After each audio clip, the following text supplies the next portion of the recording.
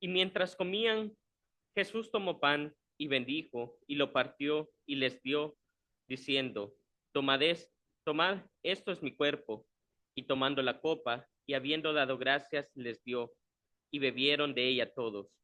Y les dijo, esto es mi sangre del nuevo pacto, que por muchos es derramada. De cierto os digo que no beberé más del fruto de la vid hasta aquel día en que lo beba de nuevo en el reino de Dios. Bajo esos versículos, el hermano René Castillo nos presentará el tema Un nuevo pacto. Tengo el agrado de dejarlos con él.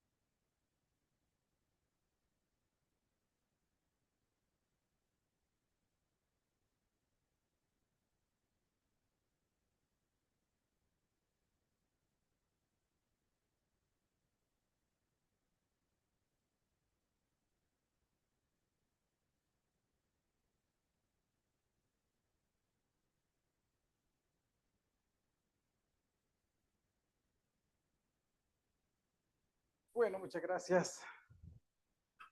Vamos a aprovechar dos cosas. Una es finalizar la serie de clases, ¿verdad? Que estamos tratando de realizar durante este último mes, donde lo que estamos abordando son los grandes pactos que Dios hizo con la nación judía. Y lo otro, pues, aprovechar porque estamos celebrando 50 años de que esta iglesia se estableció en este país y bueno, lo que estamos viendo es el fruto de lo que ha pasado en esos 50 años. Entonces, para ir entrando en materia, y ver a qué se refiere este tema, un nuevo pacto, hemos venido desarrollando a través de este mes diferentes pactos, hemos abordado diferentes pactos, y hemos abordado, desde el principio abordamos el pacto que Dios hizo con Abraham, el pacto que Dios hizo con David, el pacto que Dios hizo con la nación de Israel. Entonces, si Dios, vemos que Dios entonces a través de la escritura se manifiesta como un Dios de pactos, un Dios que hace pactos con el hombre, imagínense eso, que quiere decir de que Él está atento de lo que le sucede al ser humano, ¿verdad? Entonces, hablando de todos estos pactos que se han hecho durante el Antiguo Testamento, durante todo el transcurso de la historia con el hombre y que los encontramos en el Antiguo Testamento, hemos hablado de pactos concretos, pactos que tienen que ver con el galardón de los justos, pactos que tienen que ver con el establecimiento del reino de Dios. Entonces, ¿por qué ahora estamos viendo el tema un nuevo pacto y en qué consiste? ¿Verdad? Y quizás antes de que veamos el tema de un nuevo pacto, tenemos que hacer un par de aclaraciones. Y todos, o sea, de costumbre, nosotros agarramos nuestra Biblia y lo que hacemos es que la dividimos en Antiguo y Nuevo Testamento. A la primera parte de la Biblia le llamamos Antiguo Testamento y a la segunda parte le llamamos Nuevo Testamento. Cuando nosotros preguntamos por qué, o sea, tradicionalmente, ¿verdad? Cuando recurrimos a muchas personas en el cristianismo tradicional, cuando preguntamos por qué la Biblia está dividida en dos partes, porque hay un Antiguo Testamento y un Nuevo Testamento, la respuesta por lo general que escuchamos o que nosotros a veces entendemos, ¿verdad? O trasladamos a los demás, es de que el Antiguo Testamento representa el antiguo pacto y que por eso se llama así, porque la palabra testamento y pacto es la misma palabra y que el Nuevo Testamento representa el nuevo pacto. Entonces, esta clase de ahora la vamos a iniciar haciendo una diferencia. Cuando hablamos de testamento, hablamos de la palabra testamentum. Nuestro idioma, el español, como ustedes sabrán, desciende del latín, entonces testamento es una palabra latina. Y significa pacto o alianza, pero cuando en lo que en términos generales significa pacto y alianza en latín, en la Biblia, esa palabra significa acuerdo. Y eso quiero que se lo lleven en mente, ¿verdad? Que en la Biblia la palabra pacto no tiene, o testamento, como nosotros lo entendemos ahora, no tiene el concepto ni el significado que para nosotros tiene testamento hoy, en nuestro tiempo. Hoy en nuestro tiempo, testamento es cuando alguien va a fallecer, manda a llamar a un abogado, ¿verdad? Y dice a quién le va a dejar la herencia. Eso es testamento. Entonces, en la Biblia, testamento no es eso. En la Biblia, testamento es un acuerdo. La palabra testamento de latín viene de la palabra que tanto en hebreo y tanto en griego significa acuerdo. Entonces, por eso, 2 Corintios 3:6 dice, el cual asimismo nos hizo ministros competentes de un nuevo pacto. La palabra que encontramos como pacto acá es la misma que podemos encontrar como testamento en cualquier otra parte de la Biblia. No en toda la Biblia, dependerá la versión, ¿verdad? Pero encontraremos la palabra testamento y la palabra pacto. Entonces, y ustedes me dirán, bueno, y entonces, ¿cómo es que llegó a nuestra Biblia la división de Antiguo y Nuevo Testamento? ¿Quién decidió y por qué le pusieron Antiguo y Nuevo Testamento? Miren, Antiguo y Nuevo Testamento son términos que se desarrollaron a partir del siglo II. Ahí en la pantalla les he puesto los nombres de dos personas que nos ayudaron a confundirnos un poco respecto a las partes en cómo se dividió la Biblia, ¿verdad? Muchos estudiosos no solo nos ayudaban, sino que también nos confundían. En este caso, había un señor que se llamaba Melitón de Sardes, que él le llamó, basado en el versículo que acabamos de leer, le llamó a la primera parte de la Biblia, le llamó Antiguo Testamento.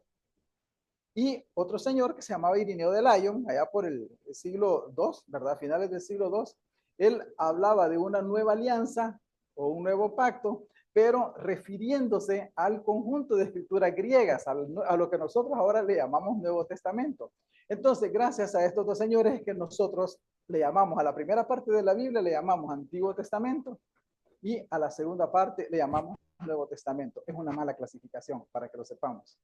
Una mala clasificación, ¿por qué? Porque antes de pasar a la siguiente, es necesario notar que, por lo tanto, Antiguo y Nuevo Testamento es una conceptualización tardía, después de que los libros fueron escritos. No tienen nada que ver con, cuando se habla de testamento o de pacto en la Biblia, no tiene que ver con un conjunto de libros, sino que tiene que ver con los acuerdos que Dios hace con Israel a través de la historia, ¿verdad? Entonces, primera conclusión que vamos a sacar de esta clase ahora es de que cuando hablamos de pacto en la Biblia, no se refiere a un conjunto de libros. Cuando hablamos de testamento y cuando encontramos esa palabra en la Biblia, no se refiere a un conjunto de libros. Se refiere a los diferentes acuerdos que Dios ha hecho a través de la humanidad, principalmente con la nación de Israel, ¿verdad? Entonces, ahora sí, vamos a hablar de un poco acerca de cómo ha afectado el que se haya malinterpretado la palabra testamento.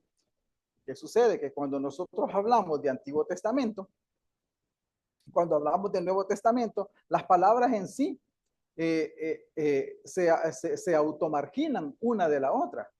Porque, ¿qué entendemos cuando escuchamos el concepto Antiguo Testamento? Si nosotros vamos a la Biblia y escuchamos la palabra Antiguo Testamento, ¿qué es lo primero que nos viene a la memoria? O sea, esa palabra antiguo, ¿qué es lo que denota? ¿Qué es lo que nos hace pensar? ¿Qué es? ¿Qué es historia? ¿Qué más? ¿Qué significa eso? Bien, cuando se habla de antiguo, en realidad se da un error de valoración, porque al hablar de Antiguo Testamento, estamos hablando de que Antiguo Testamento es sinónimo de un antiguo pacto, un pacto que ya no tiene validez, un pacto que está obsoleto, ¿verdad? ¿Qué pasa? Que al pensar que la palabra testamento significa pacto, y al usar Antiguo Testamento, automáticamente con ese nombre nosotros estamos descartando toda la primera parte de la Biblia, porque su nombre básicamente lo hace obsoleto, ¿verdad? Entonces, creemos que nada de lo que está allí pues ya no es válido. Y como la otra parte se llama Nuevo Testamento, creemos de forma automática, ¿verdad?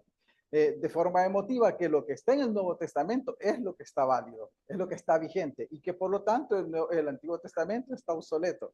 ¿Por qué? Porque tenemos en nuestra mente de que la confusión de que la palabra testamento significa la porción de la palabra testamento que hoy se utiliza para determinar las diferentes porciones de la Biblia, tiene que ver con la palabra que en la Biblia encontramos como testamento, pero que en realidad tiene un concepto diferente.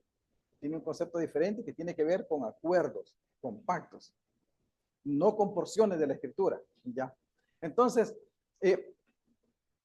esto nos lleva a otro error también, de que cuando el mero hecho de discriminar lo que llamamos la primera porción de la Biblia que llamamos como Antiguo Testamento nos lleva al error, particularmente a descartarlo completamente. No es ajeno escuchar de que cuando a uno a veces le recomiendan lea el Nuevo Testamento. No se preocupe por el Antiguo Testamento, lea el Nuevo Testamento. Y es más, ¿sabe qué? Lea solo los 4 evangelios, porque ahí está la historia de Jesús. ¿Y sabe qué? Lea solo el Evangelio de Juan. Entonces vamos a ver un montón de libritos de Juan impresos, ¿verdad? Y que eso se convierte en toda la escritura. Un micrófono para para la estimada. En el Antiguo Testamento dicen que eso solo fue para la gente antigua que vivía en ese tiempo, que para nosotros no es eso, no incluye en nosotros el Antiguo Testamento, sino que solo el Nuevo Testamento. Claro, como al escuchar la palabra antiguo, ¿verdad? Automáticamente se queda algo que ya se venció, algo que ya no tiene ninguna aplicación, algo que ya no tiene relevancia. Entonces, lo que vamos a hacer en esta clase es separar, ¿verdad? Para un mejor entendimiento del significado de pacto, vamos a separar el significado de pacto como está en la Biblia, que significa acuerdo, a testamento, como lo conocemos hoy, asociado a las dos partes de la Biblia. Entonces ya no solo pensemos que el Nuevo Testamento es lo que está vigente, ¿verdad? Porque eso no es lo que la Biblia nos está diciendo. Y mucho menos pensemos que Juan es el único evangelio que tenemos que leer. De hecho, Juan es el evangelio más difícil, o sea que nos están mandando al evangelio, a entender el evangelio más difícil, ¿verdad? En lugar de mandarnos a empezar por Mateo. Pero bueno, ese es otro tema.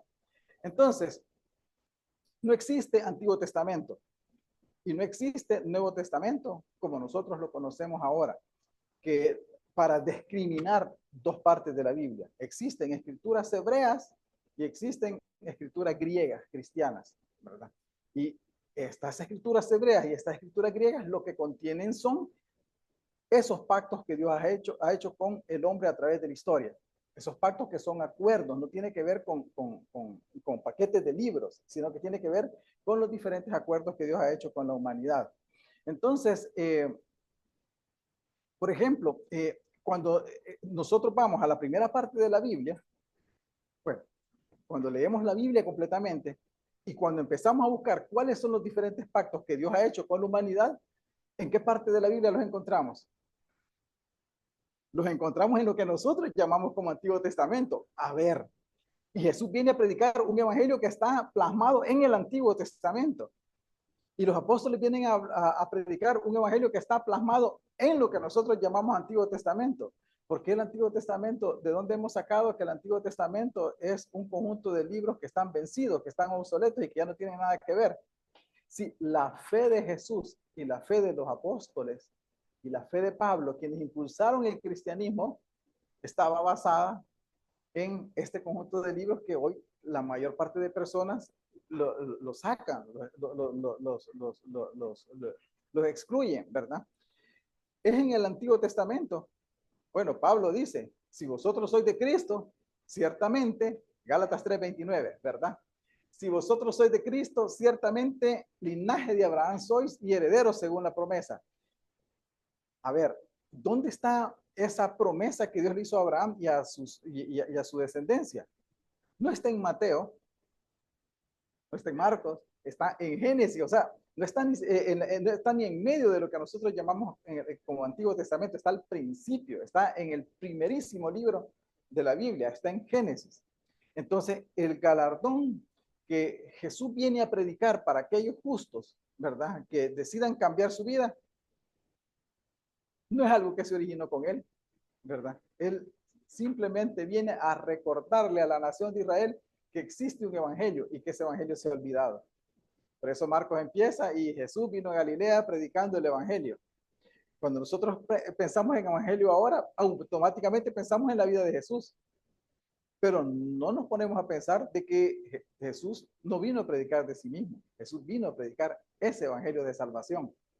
Lo que él vino el papel que él vino a desempeñar es a ponerse de modelo. Eso es diferente, ¿verdad? Para lograr para participar de esas promesas, entonces él se convierte en nuestro modelo para que él, una vez él venciendo el pecado y venciendo las dificultades de la carne, nosotros de la misma manera podamos aspirar a ese evangelio que él predicó. Entonces, podemos encontrar en lo que llamamos Antiguo Testamento todo lo relacionado con el evangelio. El evangelio no se encuentra en el Nuevo Testamento. En el Nuevo Testamento lo que encontramos es la predicación del evangelio. No solo a los judíos, sino que también a los gentiles. Pero el evangelio nosotros en realidad lo encontramos en el Antiguo Testamento. ¿Cuál parte de la Biblia es la que está obsoleta entonces? Ninguna parte de la Biblia está obsoleta, porque en una podemos ver cuál es el evangelio y en la otra podemos ver cómo ese evangelio llegó hasta nosotros. Uno lo anuncia y el otro lo confirma, ¿verdad? Entonces, podemos encontrar en la Biblia, o sea, el pacto que Dios hizo con Abraham, el pacto que Dios hizo con David, que tiene que ver con el reino de Dios. Y también encontramos, lo que vimos el domingo pasado, el pacto que Dios hizo con esta nación llamada Israel cuando la sacó de Egipto y la llevó a Sinaí, y ahí hizo un pacto con ellos. Un pacto que era exclusivo con esta nación. Un pacto que era un conjunto de reglas que regulaba el culto a Dios y el trato con el prójimo. Un trato en el que Dios establecía con la nación de Israel una relación especial en la que invitaba a Israel a ser diferente a todas las naciones. Cuando nosotros leemos la ley la llamada ley de Moisés, ¿verdad? Que Dios da a la nación de Israel para que a través de ella dirija todas sus actividades diarias y dirija toda su vida. Lo que encontramos es un conjunto de leyes que valoran al ser humano sobre todas las cosas. Cuando se habla de no matarás, en las naciones alrededores era común, ¿verdad? O sea, cualquiera podía matar, pues, o sea, pero la ley, o sea, respetaba el principio de la vida, respetaba el principio del descanso, ¿verdad? Tanto del esclavo como del amo, y que ese descanso era por ecuanimidad, era igual para todos, no solo porque el amo era el amo, iba a descansar y el esclavo no, como lo hacían las demás naciones, ¿verdad? Israel era especial porque tenía consideración por todas las personas que habitaban dentro de la nación de Israel, mujeres, forasteros, huérfanos, viudas, siervos y dueños, ¿verdad? Y señores, todos eran tratados por igual. Nada estaba por encima de la ley. Todos se sujetaban a la ley. Entonces, es de esta ley que vamos a hablar ahora. Es de esta ley que vamos a hablar ahora, que de esta ley que Dios dio a la nación de Israel. Y esta ley tiene características, ¿verdad? Y se desarrolló de tal manera que la nación de Israel lo recordara siempre. Y cuando leemos en la Biblia la manera en que esta ley se dio a la nación, dice que fue escrita en piedra. Esto de ser escrito en piedra tiene varios significados, ¿verdad? No solamente físicamente fue escrita en piedra, sino que, ¿qué piensan ustedes que puede ser el hecho de que Dios mandó a escribir en piedra? Ese concepto va más allá de que alguien simplemente se pusiera a cincelar rocas. ¿verdad? Porque era el material que estaba disponible para escribir. ¿Qué significa algo que se escribe sobre piedra?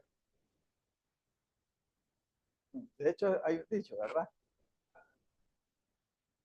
Mucho tiempo. Es algo que permanece por mucho tiempo. Si se escribía sobre, imagínense, estoy inventando, si algo se escribía sobre la tierra o se escribía sobre cualquier otro material, ¿qué es lo que iba a pasar con eso? Iba a desaparecer. ¿Cuál era el objetivo de Dios entonces? De que esas leyes se escribieran en piedra. De que se recordara siempre, ¿verdad? El objetivo era de que se recordara siempre y de que cada vez que las personas vieran esas piedras, ¿verdad? Pudieran recordar que esa ley representaba su forma de vida, representaba un cambio de conducta y representaba una relación con Dios. Hay un detalle. ¿Dónde se escribieron esas leyes? Deuteronomio 4:13. Ahí está en la pantalla, yo se lo voy a leer. Dice Deuteronomio 4:13. Y él os anunció su pacto, el cual os mandó poner por obra los 10 mandamientos y los escribió en 2 tablas de piedra. Esas 2 tablas de piedra, ¿dónde estaban? Los 10 mandamientos, sí, se escribieron en 2 tablas de piedra, ¿verdad? Y esas 2 tablas de piedra, ¿dónde estaban? En el Sinaí se las dio Dios a Moisés y después se guardaron ¿en dónde? En el arca. ¿Y esa arca se puso en dónde? Se puso, y en el tabernáculo, ¿en qué parte del tabernáculo se puso? En el lugar santísimo. Entonces, a ver, si se escribe en piedra una ley y esa ley está escondida en el lugar santísimo, como que no tiene mucho objetivo, ¿verdad? Porque no se puede ver, no se puede recordar. Ya. Otra consulta, otro detalle. Cuando Moisés cruza el río Jordán, ¿verdad? Viene cuando viene el pueblo, perdón, Moisés no, cuando Israel con Josué cruzan el río Jordán y vienen, cuando entran a la tierra prometida, en la entrada, Dios ordena de que se levanten piedras, precisamente a la entrada de la nación de Israel, ¿verdad? Ahora que ellos entran a la tierra prometida, se levantan piedras. Y ya no eran como las 2 piedras que se tenía de la ley, ¿verdad? Porque de los 10 mandamientos, eran 2 piedras nada más. Estas eran muros de piedra. Entonces, esos muros de piedra, ¿qué es lo que iban a contener? Mire, Deuteronomio 27, 4 al 8. Las instrucciones que Moisés está dando en este momento dicen: cuando pues hayas pasado el Jordán, levantarás estas piedras que yo os mando hoy en el monte Ebal y las revocarás con cal y edificarás allí un altar a Jehová tu Dios, altar de piedras. No alzarás sobre ellas instrumento de hierro, de piedras enteras edificarás el altar de Jehová tu Dios. Y ofrecerás sobre el holocausto a Jehová tu Dios y sacrificarás ofrendas de paz y comerás allí y te alegrarás delante de Jehová tu Dios. Y dice, y escribirás muy claramente en las piedras todas las palabras de esta ley. Esas piedras estaban hacia el norte de Israel, en la entrada, pero Israel iba a habitar solo ahí. Israel todo el tiempo iba a estar viendo esas piedras. Entonces hay un detalle que estamos dejando pasando por desapercibido aquí. Y es el hecho de que, si bien es cierto, se escribió en piedra, pero no siempre iban a poderlas ver. No siempre iban a poder estar con ellas. Es cierto que lo que está escrito en piedra está escrito para siempre, ¿verdad? De forma,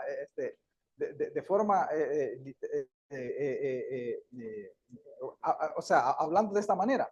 Pero esas piedras no siempre iban a estar ahí. Y las piedras que contenían los 10 mandamientos no las iban a ver jamás. Después de que fueron metidas al arca de la alianza, nunca las iban a volver a ver. Bueno, algunos se atrevieron a ver al arca, se recuerdan, ¿verdad? Entonces, y nadie podía ver dentro del arca. Esas piedras permanecieron ocultas ahí.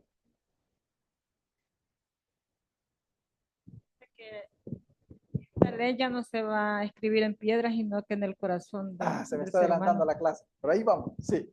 Pero ahí vamos. Entonces, yendo con lo que dice nuestra hermana Irma, ¿cuál era el objetivo entonces de tener esas piedras grabadas, con la ley, si ellos no siempre les iban a estar viendo? Ellos no siempre les iban a tener para consultar. ¿Qué es lo que realmente se esperaba de la nación de Israel con esa ley que había sido escrita en piedra? De que ellos no la tuvieran escrita en piedra, porque no la iban a seguir viendo, no iban a poder verla jamás después de eso. Lo que se pretendía con las personas, de escribir la ley en estas piedras, es que la gente la viera, se las aprendiera y la guardara en su corazón. Y el hecho de que las piedras estuvieran escondidas dentro del arca, donde el sacerdote nada más, el sumo sacerdote podía entrar una vez al año, pues no tendría sentido si están escondidas, ¿verdad? Pero la idea era de que una vez aprendidos los 10 mandamientos, Israel pudiera tenerlos en su memoria siempre, pudiera guardarlos en su corazón y ponerlos en práctica todos los días.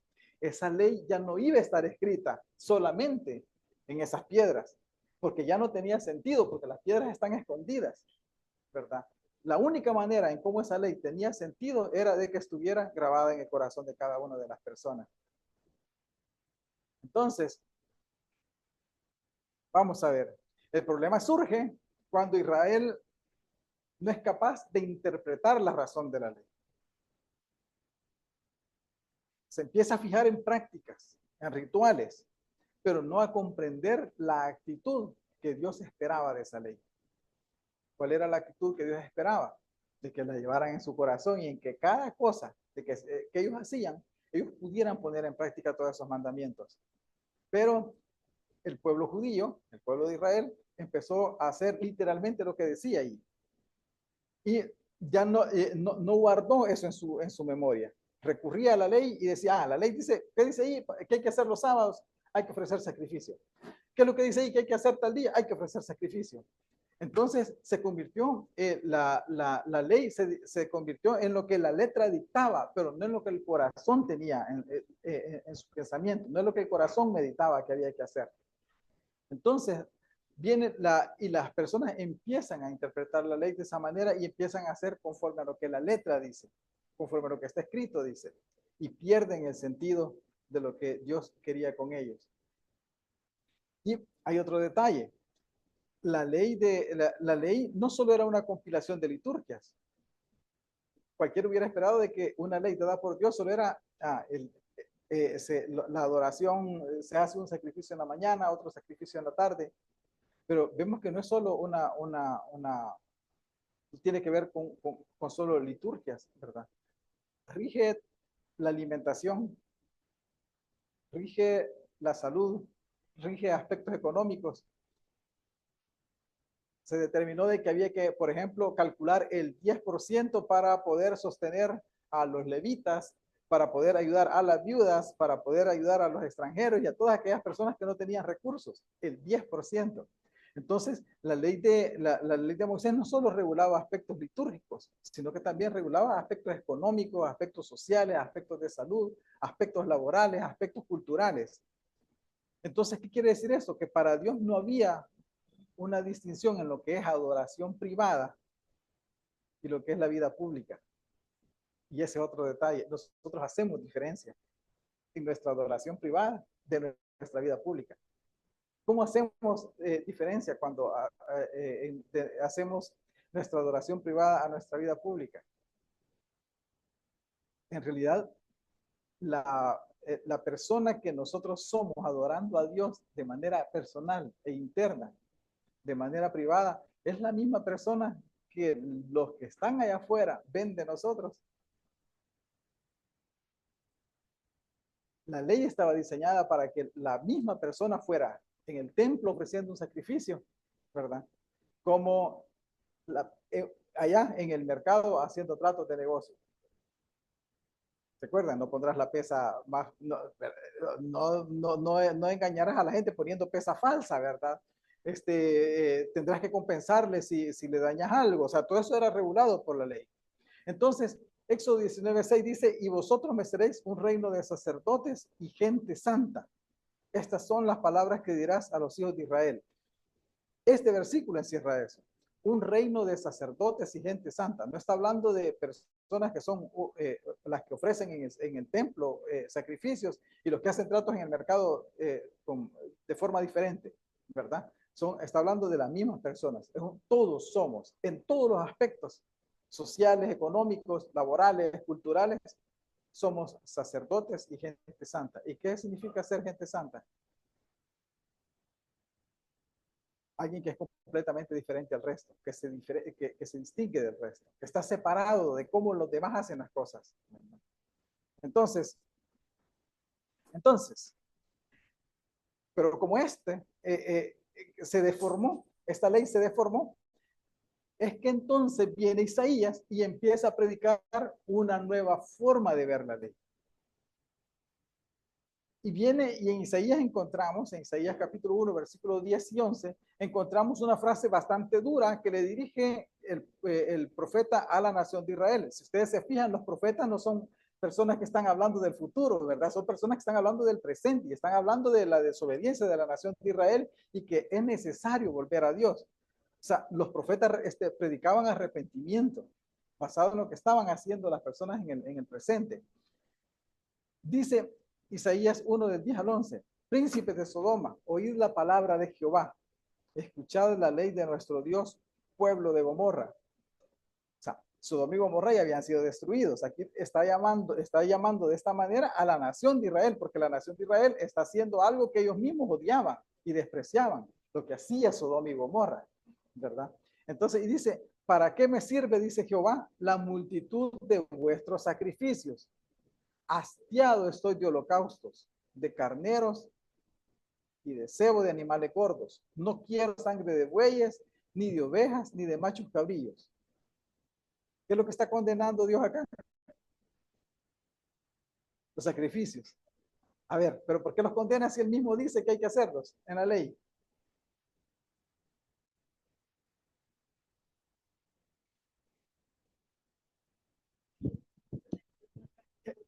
Exactamente. Exactamente, porque los sacrificios era lo que decía la letra de la ley, pero el objetivo de la letra de la ley era que cambiaran el corazón. Pero ellos, ¿qué estaban haciendo?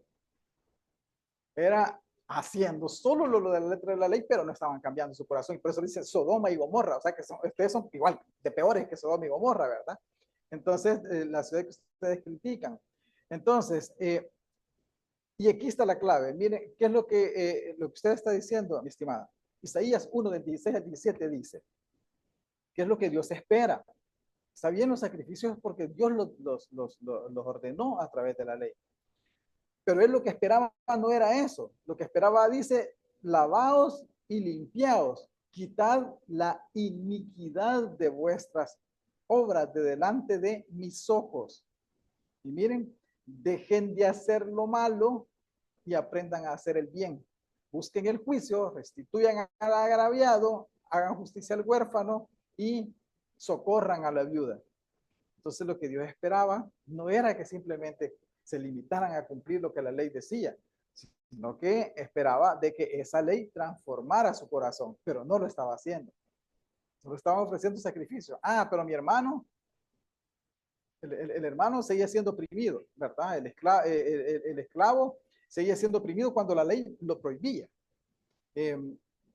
La viuda seguía desamparada, ¿verdad? Entonces, Israel seguía haciendo el mal. Ya te doy la palabra, Jaime. Israel seguía haciendo el mal, pero ofrecían sacrificios. Entonces, bien, Isaías dice que esos sacrificios no valen mientras la persona no cambia, ¿verdad? Entonces, ese sistema de sacrificio fracasó. No fracasó porque Dios, la ley estuviera mala. Eso es lo que dice Pablo. Fracasa porque los hombres la practican mal, la ejecutan mal. Jaime.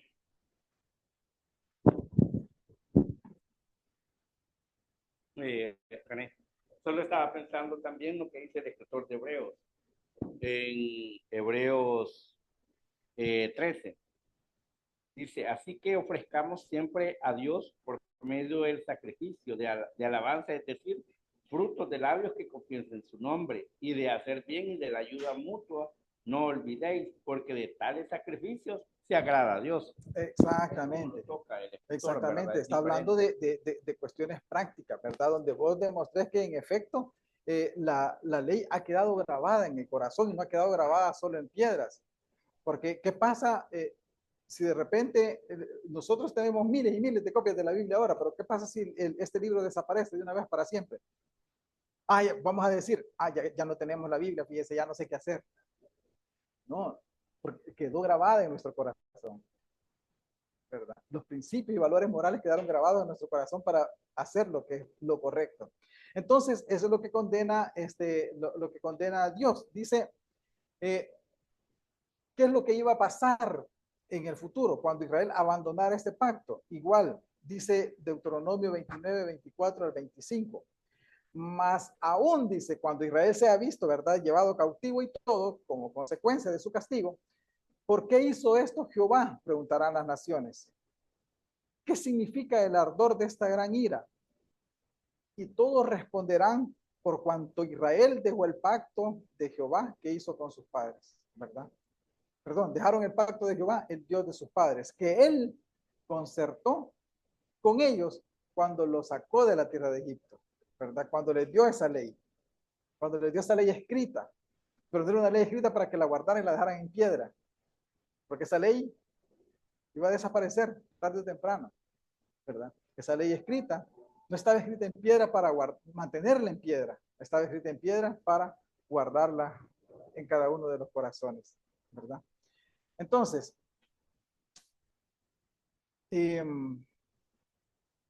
viendo lo anterior, uno dice, como un Dios que no necesita sacrificios, exigía sacrificios, porque sacrificios también hacían los cananitas, sacrificios también hacían los egipcios, sacrificios también hacían los de Babilonia. Pero entonces, ¿por qué Israel, qué era lo que hacía a Israel diferente si también ofrecía sacrificios como el resto de naciones? ¿Y cómo es que un Dios como Jehová, ¿verdad? Exige sacrificios y no lo necesita. Saben que los sacrificios en las demás naciones tenían un objetivo. Por ejemplo, en Canaán, el sacrificio tenía un objetivo. Era, sacrificaban para que lloviera, para que Baal, en una guerra que tenía con otro dios, ¿verdad? Su hermano, no la perdiera y que lloviera. En Egipto se hacían sacrificios para que Ra no muriera por la noche y que saliera el sol al siguiente día. En Babilonia el sacrificio se ofrecía porque se suponía que los dioses comían de los sacrificios, o sea que los dioses necesitaban los sacrificios. Baal, el dios de Canaán, necesitaba el sacrificio para hacer llover. Ra, el dios de Egipto, necesitaba el sacrificio para sobrevivir en la noche y volver a salir al siguiente día, el sol, ¿verdad? Y los dioses babilonios necesitaban el sacrificio porque necesitaban comer. ¿Cuál era el objetivo de los sacrificios en Israel? ¿Y qué hace tan especial un sacrificio en Israel respecto al resto de las naciones? Ajá, pero imagínense, pero vea la razón. Todos los sacrificios de las naciones eran porque los dioses necesitaban sacrificios. ¿Y qué viene diciendo Isaías? ¿Saben qué? Yo no necesito ningún sacrificio. Entonces, ¿por qué les pedía sacrificio? Porque el objetivo era conmemorar, era compartir, ¿verdad? Era tener comunión entre Dios y el hombre. Ese era el objetivo del sacrificio. Era la conmemoración cuando moría un animalito, el animalito era, se ofrecía a causa de las culpas de esa persona. Entonces se esperaba de que muriendo ese animalito, la persona reflexionara sobre lo malo que estaba haciendo y no lo volviera a hacer. Entonces, Dios prescribió sacrificios no porque Él lo necesitara, sino que para que el pueblo creara conciencia. Y eso hace único a Israel en medio de todo el resto de las naciones, porque es el único Dios que espera que el pueblo haga conciencia, ¿verdad? Y que ese sacrificio no era para satisfacer a Dios ni porque Dios lo necesitara, sino que al final ese sacrificio era por el bien de la persona misma. Miren, ya te doy la palabra, Ana. Miren Deuteronomio 6, 2 al 3. Dice, para que temas a Jehová tu Dios, guardando todos sus estatutos y sus mandamientos que yo te mando, tú, tu hijo y el hijo de tu hijo, todos los días de tu vida para que tus días sean prolongados. Oye, pues, oh Israel, dice, cuida de ponerlos por obra, porque yo necesito esos sacrificios. No, para que te vaya bien en la tierra. Dios pone mandamientos, no porque Él necesita, ¿verdad? Dios pone mandamientos porque quiere que nosotros estemos bien. Como un padre se preocupa por sus hijos y nos da guías en la casa para que no hagamos travesuras y no vayamos a meter el dedo en el hoyito de la corriente, exactamente esos son los mandamientos. Dios da mandamientos, pero las cosas no son malas porque Él las dice, las cosas ya son malas y Él nos está advirtiendo de que eso está malo y no lo debemos de hacer. ¿Por qué? No es por el bien de Él, es por nuestro bien. Los dioses de las naciones se preocupaban por ellos, pero ellos mismos. Pero este Dios se preocupa por la humanidad, se preocupa por el ser humano, Ana. Desde el momento que Dios deja estatutos y reglas para el pueblo de Israel, también nos sirve a nosotros en nuestra vida presente, viendo los ejemplos de todos los apóstoles y viendo el ejemplo mismo de Jesús. Jesús siempre durante su vida de niño, joven a adulto, siempre su vida fue de absorber la ley y cumplir la ley. Entonces, Dios realmente, así como tú dices, no necesita aún de lo que nosotros podemos hacer en nuestra vida, sino que lo que nosotros podemos desarrollar para bien es para que nosotros nos vayamos formando lo mejor de los seres humanos, lo mejor de un ser humano es entregarle nuestra vida a Dios. Y para eso tenemos que conocer y tener conocimiento de lo que realmente tenemos que hacer e ir cambiando. Como decía el hermano en la exhortación, tenemos la facultad de conocer la Biblia ahora como está, porque Dios espera algo de la humanidad y lo que Dios espera es la obediencia y que Él esté reflejado en nuestra vida y en nuestro pensamiento y en nuestro corazón. Eso es lo que Dios espera. Sí. O sea, realmente Dios no hizo al ser humano para que ofreciera holocaustos en el caso del pueblo de Israel o que guardaran estatutos así, tan así, sino que fuéramos cambiando, paulatinamente fuéramos cambiando y que reflejar el amor de Él hacia nosotros. Y el ejemplo que tú pones también se da en nuestros hogares. O sea, nosotros le decimos a nuestros hijos, vas a hacer esto porque lo tenés que hacer para que no te vaya mal, para que no cometas este error, para que no te vaya a pasar esto, te vaya a pasar lo otro. O si, por ejemplo, el niño se sube a una escalera y tú le dices, bájate de la escalera porque te vas a caer, te vas a golpear. Al final, el niño decide, no, lo hace, se sube a la escalera, se cae, se fractura. Y quien corre con todo el riesgo es la mamá o el papá y ve y solventa la necesidad del niño. Entonces, así pasa en nuestra vida. A veces tenemos que experimentar muchas veces con nuestros errores, hasta sufrir las consecuencias de nuestros errores para darnos cuenta de que Dios ahí está siempre, sí. De que Dios en ningún momento nos deja. Sí, perfecto, gracias. Gracias. Y así es como Isaías dice, ¿saben qué? Los sacrificios no me interesan, ¿verdad? Porque no están cambiando. Yo lo que quiero es que hagan el bien. Y los sacrificios no están haciendo nada, solo con los sacrificios. A mí no me beneficia, pero a su hermano lo están descuidando, ¿verdad? Y es como Jeremías y Ezequiel introducen este nuevo pacto, este concepto de nuevo pacto, ¿verdad? Por razones de tiempo vamos a leer solo el libro de Ezequiel en la última parte. Es la segunda cita que están viendo en la pantalla. Ezequiel 36 del 26 al 27 dice, os daré corazón nuevo y pondré espíritu nuevo dentro de vosotros. Quitaré de vuestra carne el corazón de piedra. ¿Se recuerda? ¿A qué está haciendo alusión de cuando dice corazón de piedra? Cuando solo miraban lo que estaba escrito, ¿verdad? Dice, y os daré un corazón de carne y pondré dentro de vosotros mi espíritu y haré que andéis en mis estatutos y que guardéis mis preceptos y los pongáis por obra.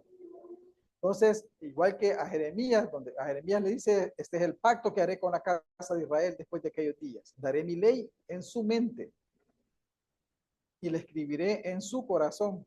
Lo que se espera es que nosotros por voluntad propia, sin necesidad de que alguien nos esté diciendo y sin necesidad de que algo esté por escrito, ¿verdad? Qué bueno que la tenemos, ¿verdad? Pero sin necesidad de que estuviera por escrito, nosotros por voluntad propia hagamos la voluntad de Dios y podamos cumplir con los mandamientos de Dios. ¿Cómo se logra eso? Me dirán ustedes. Bueno. Veamos Romanos 5, 13 al 14.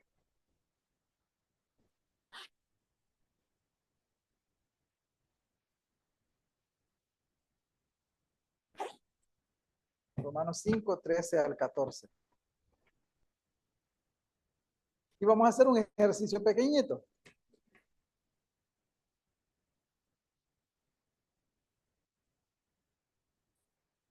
Leo desde el 12, ¿verdad? Para tener el contexto. Dice el 12, por tanto, como el pecado entró en el mundo por un hombre y por el pecado la muerte, así la muerte pasó a todos los hombres por cuanto todos pecaron. No hay pretexto, el responsable del pecado es el hombre y nadie más. O sea, estamos como estamos porque nosotros mismos lo queremos. No hay nadie, no le echamos la culpa a nadie. Nadie, ¿verdad? Nosotros somos los únicos responsables. Y eso es lo que dice el versículo 12. Pero miren el 13 lo que dice. Pues antes de la ley había pecado en el mundo. O sea que la ley, el pecado no existió a partir de la ley de Moisés. No, el pecado, dice, ya existía desde antes, ¿verdad? Y dice, pero donde no hay ley, no se inculpa de pecado. ¿Qué querrá decir esto? Donde no hay ley, no se inculpa de pecado. Por cierto. Donde no hay ley, no se inculpa de pecado. Que si no hay reglas no tengo nada que seguir ni nada que respetar. Si no hay reglas, ¿de qué se te puede acusar, verdad? Si no hay nada no hay un criterio para decir que estás haciéndolo bien o mal. Esto, bueno, démoslo ahí, ¿verdad? Versículo 14 dice, no obstante, reinó la muerte desde Adán hasta Moisés, aún en los que no pecaron a la manera de la transgresión de Adán, el cual es figura del que había de venir. Entonces, cuando nosotros leemos donde, ¿qué quiere decir?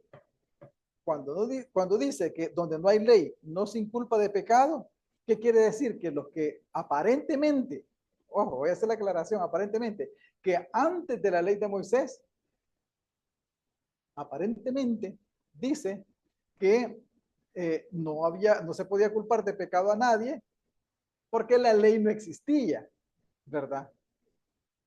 Ya, pero aquí viene la aclaración. Esa es una mala interpretación de esta cita. Es una mala interpretación. ¿Por qué? Porque nosotros normalmente nos quedamos con el final del versículo 13, donde dice pero donde no hay ley no se inculpa de pecado.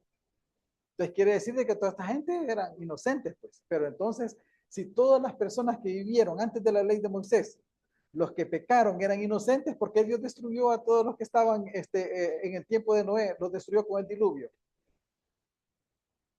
¿Y por qué Dios determinó que esas personas eran pecadoras y eran impías y había que destruirlos?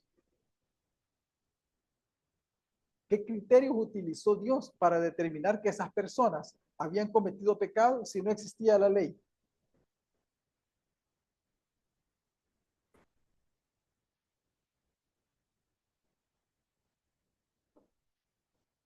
Exactamente, porque ese es otro caso. Ya le doy la palabra, Alejandro. ¿Por qué? Ahora, ¿por qué por qué destruyó con el diluvio a las personas, a los contemporáneos de Noé? ¿Y por qué culpó a Caín de haber matado a sus hermanos si no había dicho que no existía el mandamiento, no matarás? Alejandra, dejémoslo ahí, Herbert. Porque en el principio dice que si ellos comían del árbol de la vida, ellos iban a adquirir el conocimiento, ¿no? De Dios. Sí. Entonces, al haber hecho eso, independientemente si hubieran o no leyes, ellos sabían que era bueno y que era malo. Exactamente, exactamente. Hubieran o no hubieran leyes, ellos sabían que era bueno y que era malo. ¿Por qué? Porque la ley no necesita estar por escrito. La ley necesita estar aquí, en el corazón, para que al momento de tomar una decisión, nosotros podamos tomar la mejor y la que es correcta y decidir por lo que es bueno.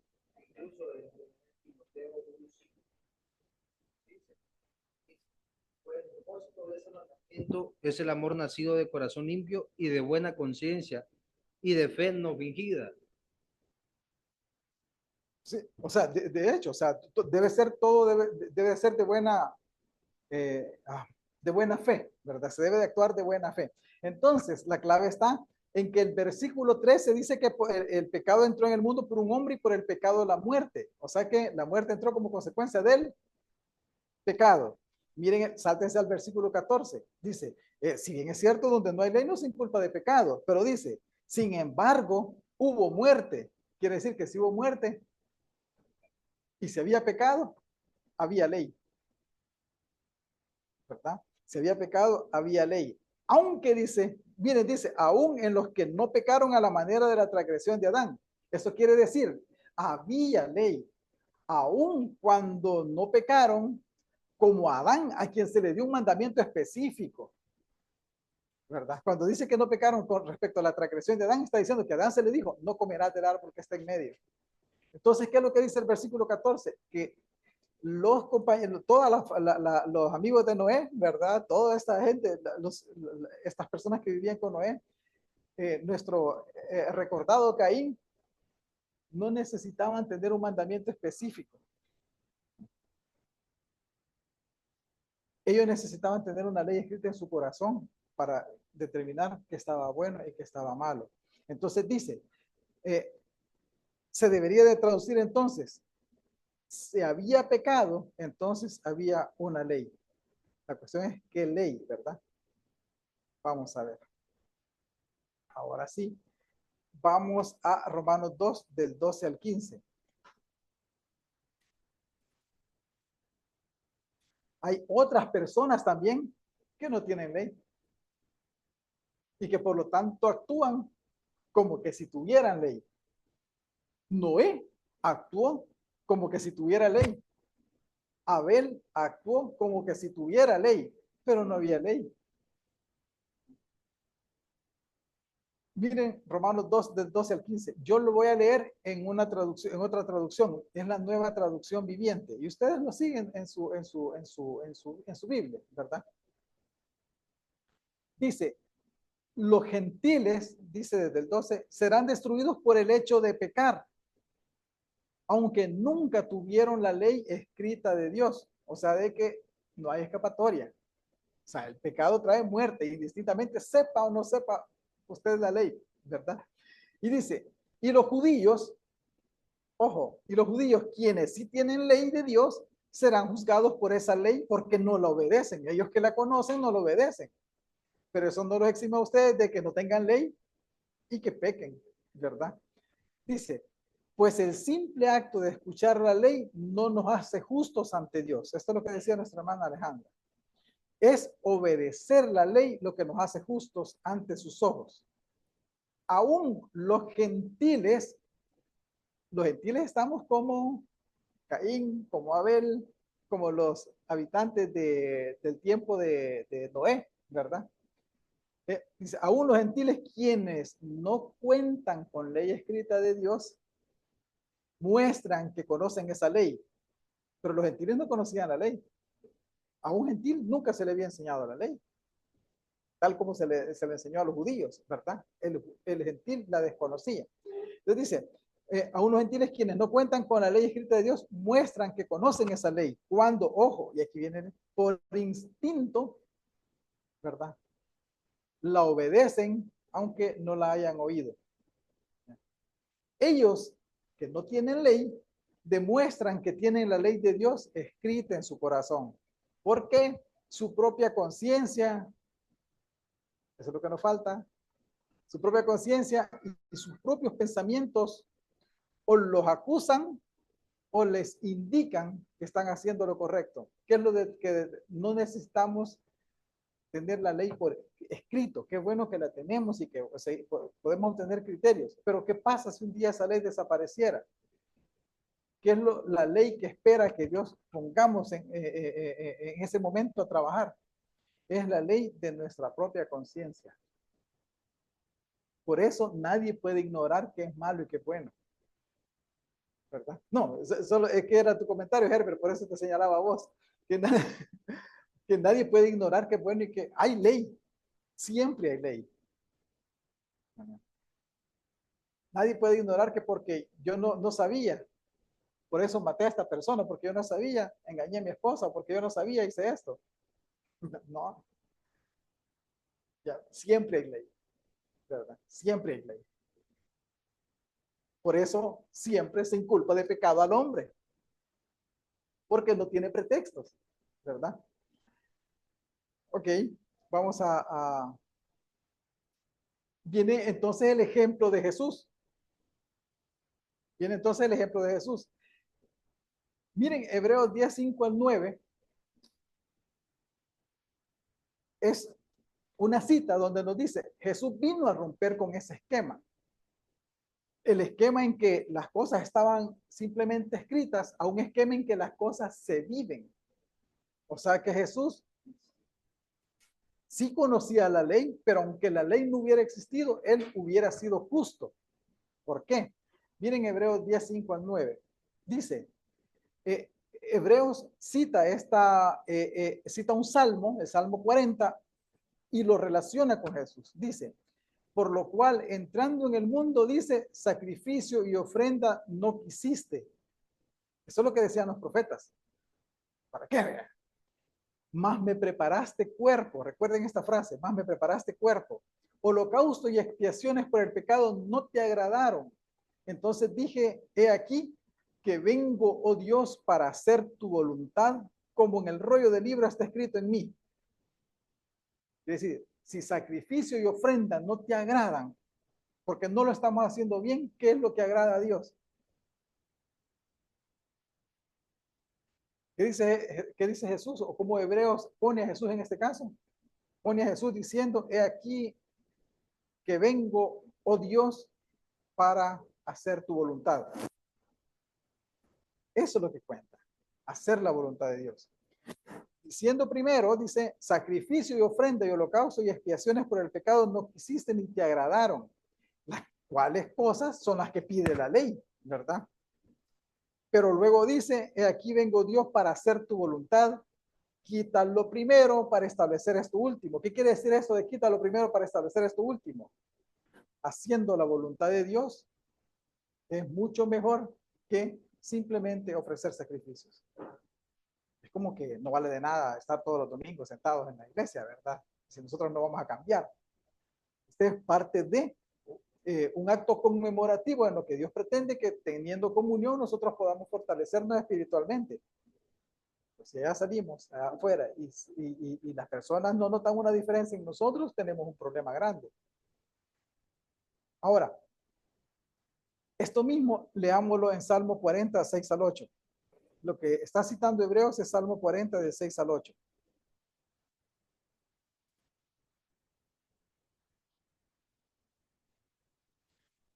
Pero Salmo 40, 6 al 8. El autor de Salmo utiliza otras palabras.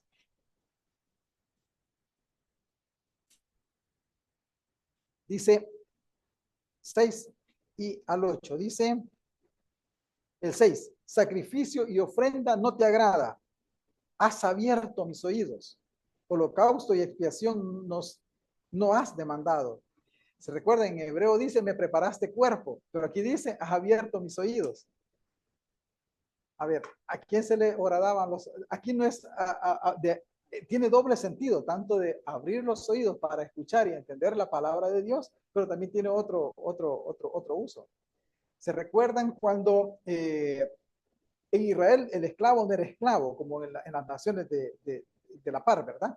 En Israel el esclavo en realidad era un siervo, quien tenía una deuda y la única manera que tenía de pagar la deuda era diciéndole yo voy donde Jaime y le digo, mira Jaime, yo te debo tanto, voy a trabajar por vos tantos años. Entonces, la ley establecía que como las deudas se cancelaban a los 7 años, qué bueno, ¿verdad? Los 7 años ya no habían deudas, entonces el esclavo también a los 7 años ya no tenía deuda que pagar, por lo tanto se podía ir. Era un siervo que vendía su mano de obra. ¿Ya? Es más, tenía más derechos que el jornalero, ¿verdad? ¿Se recuerdan el hijo pródigo que quería ser no como uno de los esclavos? Quería ser como un jornalero. El jornalero se podía despedir, el esclavo no. El esclavo tenía casi igual, el mismo valor que los hijos dentro de la casa.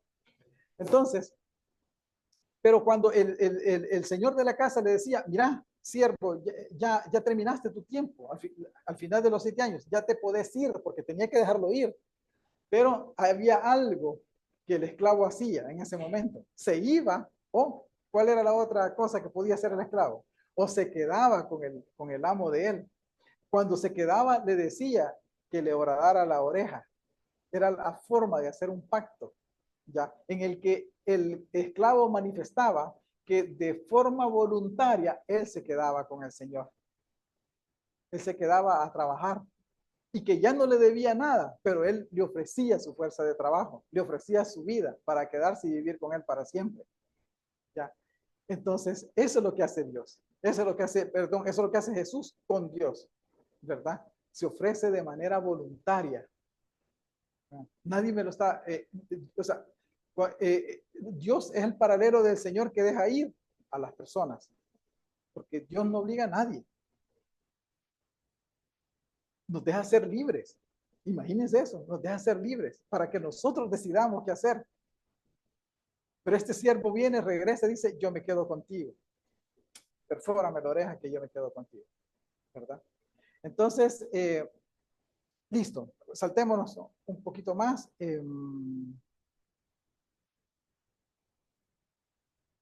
Entonces, usted decía que era, en ese caso era un sacrificio vivo. Jesús vino y dice, si ofrenda, sacrificios no te agradaron, yo vengo para hacer tu voluntad. Él era un sacrificio vivo, ¿verdad? Ese sacrificio vivo es el que vale. Y ese mismo sacrificio es el que Pablo nos dice que nosotros tenemos que hacer. Romanos 12, del 1 al 2. Así que, hermanos, os ruego por las misericordias de Dios que presentéis vuestro cuerpo en sacrificio, vivo, santo, agradable a Dios, que es vuestro culto racional. No os conforméis a este siglo, sino que transformaos por medio de la renovación de vuestro entendimiento para que comprobéis cuál sea la buena voluntad de Dios, agradable y perfecta. Hacer un sacrificio vivo es hacer la buena voluntad de Dios, agradable y perfecta, ¿verdad? Diga, Aristides. Pablo dice que es muerto a la ley, ¿verdad? Y dice que ahora sirvamos, dice, bajo el régimen nuevo del Espíritu y no bajo el régimen viejo de la letra o de la ley, ¿verdad? Entonces, y la gente dice, pues bueno, hoy estamos bajo la gracia, no estamos bajo la ley, pero es bien, o sea que es peor estar bajo la ley, bajo la gracia que bajo la ley. Y lo hacen fácil. Yo tengo una reflexión sobre eso. Mira. Bueno, dice que hasta aquí todo bien, hemos muerto a la letra de la ley antigua y todo cristiano dice, ya no estamos bajo la ley, sino bajo la gracia, sin comprender que ahora nuestras pasiones pecaminosas ya no actúan en nosotros por medio de la ley, pues ya morimos a esta, sino que ahora al querer hacer el bien hallamos una nueva ley, que el mal esté en nosotros. Y que cuando queremos interiormente deleitarnos en la ley de Dios, nos encontramos con otra ley en nuestros miembros, que se revela contra la ley de mi mente. La ley de Dios ya está en nuestra mente, no en letra. Esta ley de nuestros miembros nos lleva cautivos a otra ley que es la del pecado, que está en nuestros miembros. Nuestra lucha es interna, ya no externa, como lo era bajo la ley. La ley fue un instrumento externo para conocimiento del pecado. De esta ley del pecado que está en nuestros miembros, solo seremos liberados, bueno, por medio de Cristo. O sea, ¿qué quiero decir? De que la ley era externa, ¿va? No estaba en nosotros la ley. Ahora sí, la ley está en nosotros, ya está en nuestra mente, en nuestro corazón. Entonces ya no es una lucha externa que tenemos por la ley, o sea, por eso digo yo, que es peor nosotros que estamos bajo la gracia, pues como se dice, la gente, estamos bajo la gracia, ya no bajo la ley. nosotros, digamos, estamos más, ¿qué le digo? Más sujetos, pues, porque ya no estamos bajo la ley de la piedra, pues, ¿va? Que era externa. La ley era para conocer el pecado, ¿va? Pero ya el pecado y la ley del Espíritu, la ley y el pecado ya están dentro de nosotros, pues, ¿verdad? Ya el pecado ya no es externo, sino que es interno. La ley de Dios ya está en nosotros mismos, o sea que en mí está el querer y el hacer, ya no hay una letra, pues, a la que yo, ¿por qué? Porque, como usted decía, que la ley decía, el que hace esto vivirá y el que no vivirá, pero dice que Jesús vino a librar, dice, aquellos que estaban, dice, en servidumbre, dice, por temor a la muerte. O sea, que el hombre servía, cumplía la ley por no morir. No era por conciencia, pues, ¿verdad? No era por conciencia, sino que por no morir.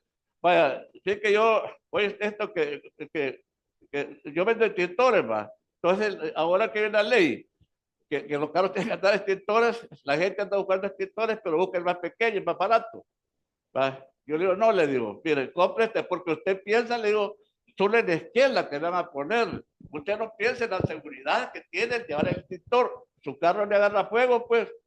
Entonces, ya no piensa. Eso es lo que el hombre hace. Pensar nada más en algo, pues, externo. El temor siempre a la ley. Uno cumple la ley, los semáforos no los pasa. ¿Por qué no los pasa? Porque sabe que si los pasa, le van a poner una esquela. No es porque no se quiera pasar el semáforo. Entonces nosotros estamos sujetos bajo la ley. Tenemos que estar sujetos por nosotros mismos. Entonces dentro de nosotros mismos ya está la ley, pues, ¿verdad? La ley. Y está el pecado también, porque está la ley del Espíritu, ¿verdad? Y la ley del pecado. Eso está dentro de nosotros mismos, pues, ¿verdad? Entonces, y los mandamientos ya dentro de nosotros mismos, porque ya tenemos el conocimiento que aquí no lo tenemos que hacer, no porque vamos a morir, sino que porque no tenemos que hacerlo. Muchas gracias. Buen ejemplo que puso. O sea, hacemos las cosas por cumplir la ley, no por nuestro bien. Deberíamos de buscar nuestro bien porque la ley está para nuestro bien, ¿verdad? Que es lo que Dios espera de nosotros. Sí, me gustó el ejemplo. Muchas gracias. Entonces, miren, para ir terminando, solo voy a leer 2 Corintios 3, del 3 al 6. Dice, siendo manifiesto que sois carta de Cristo, expedida por nosotros, escrita no con tinta, sino con el Espíritu del Dios vivo, no en tablas de piedra, sino en tablas de carne del corazón. Y tal confianza tenemos mediante Cristo para con Dios. No que seamos competentes para nosotros mismos, para pensar algo como de nosotros mismos, sino que nuestra competencia proviene de Dios, el cual asimismo nos hizo ministros competentes de un nuevo pacto, no de la letra, ¿verdad? No cumplan la ley solo por cumplirla, ¿verdad? Dice, sino del Espíritu, porque la letra mata, mas el Espíritu vivifica, ¿verdad? La letra mata no quiere decir de que no estudiemos. Algunos usan este versículo para decir, miren, no es necesario estudiar. No, la letra mata está diciendo que porque la ley que está escrita en piedra mata, ¿verdad? Pero la que está escrita en el corazón vivifica, da vida. Cuando dice, mas el Espíritu vivifica, recuerden, mas el fruto del Espíritu es amor, gozo, paz, paciencia, mansedumbre, templanza, bondad, fe. Contra todas estas cosas dice, no hay ley, ¿verdad? O sea, si vamos a escoger la ley, a poner en práctica estas cosas, estas son las cosas que Dios quiere, ¿verdad? Cuando dice Jesús, esta es la sangre del nuevo pacto, no está hablando de otra cosa más que el ejemplo que él estaba haciendo de ser un sacrificio vivo, para que nosotros de igual manera fuéramos un sacrificio vivo. La sangre no tiene nada que ver, porque la sangre no tiene poder ni nada, ¿verdad? O sea, la sangre que Jesús derramó, eso no es nada, ¿verdad? Cuando habla de la sangre, habla de ese sacrificio que hizo en vida, en el cual él se sobrepuso a todas esas tentaciones que lo abatían día a día, a todas esas malas decisiones, y pudo salir victorioso. ¿Por qué?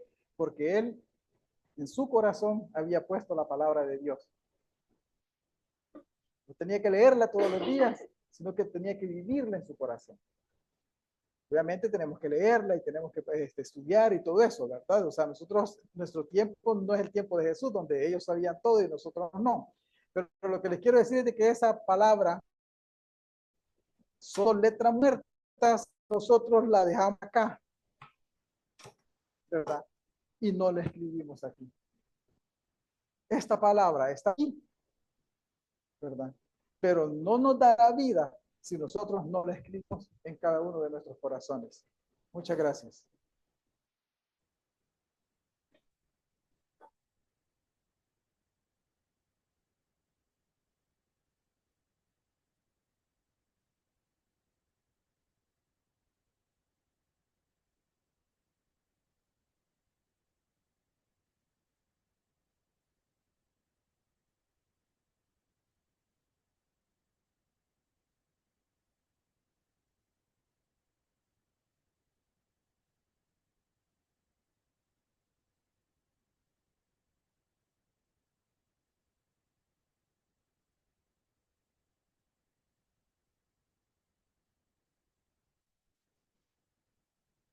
Muchas gracias al hermano René Castillo. Solo queda finalizar esta reunión invitándolos siempre a las actividades de nuestra iglesia, las lecturas bíblicas los días martes y viernes a las 5:30.